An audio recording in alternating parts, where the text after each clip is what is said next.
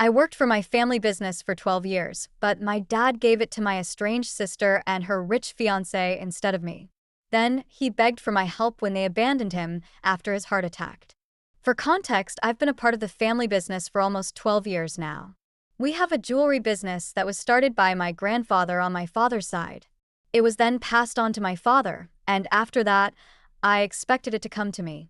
After all, I am the older sister, and I have always taken a keen interest in the business ever since I was a teenager. My dad always told me that eventually, he would expect me to take over the business because my sister, 33F, did not seem interested in having a career. She just wanted to get married and have a family. So if he was going to have an heir for the business, it was going to be me. It was always taken for granted. There was no formal documentation of it, but I guess I should have arranged for something like that because I had served as my dad's personal assistant for 12 years. I even quit my first job after just 2 years of working there because I did not want to come off as entitled and wanted to get some genuine work experience on my own before working with my father. But I left because my dad wanted me to start working with him. In spite of everything that I had done, I still got kicked out of the business in favor of my sister and my sister's ridiculously rich fiancé. She had not even been part of the family for the past 15 years since she made a couple of really bad decisions and my parents decided to cut her out of the family. Right after she turned 18, she announced that she would not be going to college and wanted to explore and find herself. That did not sit well with my parents, and they told her that she would either go to college or she could leave. They gave her an ultimatum. She, being the kind of person that she is, decided to leave and move in with her boyfriend at the time. They did not last long, and they broke up within 6 months. Then she showed up at our doorstep again, requesting to be let back into the family. Before she had left, she had said a lot of awful things to my parents, like how she did not need them anymore and how she was better off without a family like this. She said they were not even good enough for her because her boyfriend and his family were doing much better financially than we were. She really put us down and insulted and humiliated us before she left. When she came back, my dad told her that the conditions he had set the last time still stood. So now, she had to agree to go to college and get a degree no matter what she chose, or she could stay out. My sister tried to argue and fight her way back into the family, but my dad was pretty adamant. Once again, she was supposed to leave. This time, she said that she was never going to come back again. For the next 15 years, we would only see her at family events, but never otherwise. Whenever she had a life update, we would find out about it from other relatives because she refused to speak to us. My mom and I tried to contact her several times, but because we were still on good terms with my father, she refused to speak to us as well. I have to say, she was really proud and she stuck to her words. She did not come back until my dad tried to re-establish contact with her himself. She kind of figured her life out on her own, although not exactly in the way that we would have expected. As she had promised, she did not go to college because she just wasn't interested.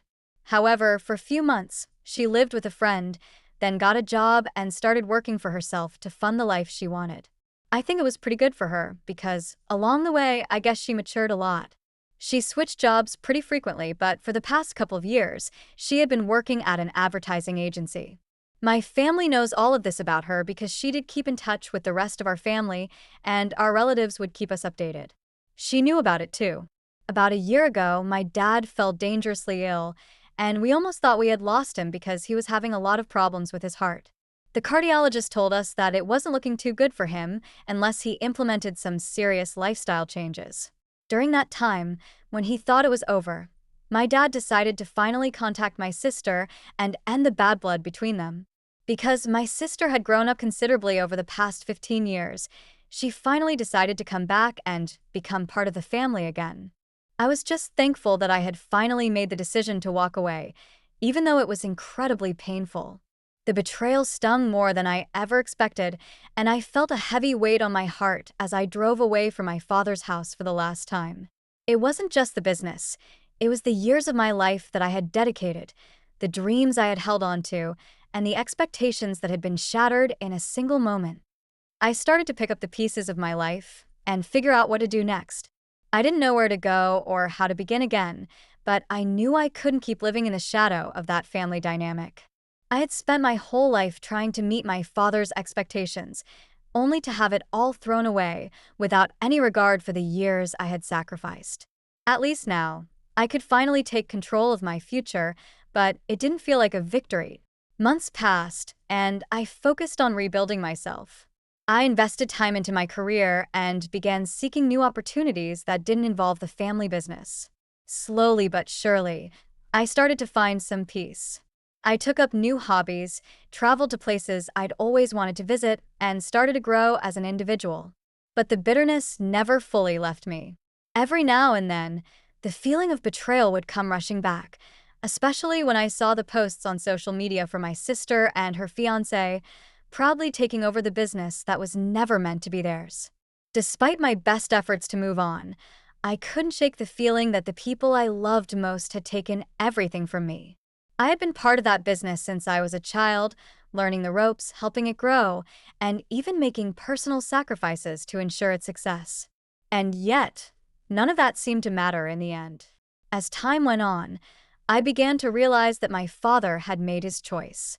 He had decided to hand the business over to my sister and her fiancé, and no amount of begging or reasoning could change that. What hurt even more was that my sister, who had walked away from the family years ago, was now in a position to take over everything. It was a slap in the face, a reminder that all my efforts had been meaningless to them. But the one thing I learned through all of this was that my worth wasn't defined by the business or by the approval of my family. I was my own person, capable of building something new from scratch. And that's what I decided to do. I moved to a different city, far away from the memories of the family and the business. I enrolled in a business management course, something I had always wanted to do, but never had the chance to. I met new people, built new relationships, and slowly started to feel like myself again. I realized that my life didn't need to revolve around a family business that I no longer had any control over.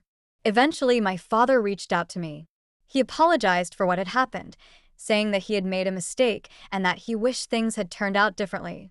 But by then, it didn't matter anymore. I had learned to live without them, and while I appreciated the apology, I couldn't go back to the way things were. The damage had been done, and I wasn't sure if I could ever trust them again. My sister, on the other hand, never reached out. I saw her posts, her announcements about expanding the family business, and her life with her fiancé, but I wasn't interested in hearing from her. The sister I once knew was gone, replaced by someone who had made her choice, and I wasn't going to chase after her anymore. Looking back, I can't say that I regret the 12 years I spent with the family business. I learned a lot and I grew as a person. But I also learned that sometimes the people you love most can hurt you the most. And in the end, the only thing I had left was my own self-respect. Now I'm building my own future, one that's not defined by anyone else's expectations or the shadow of a family business that no longer exists for me. And for the first time in years, I feel free.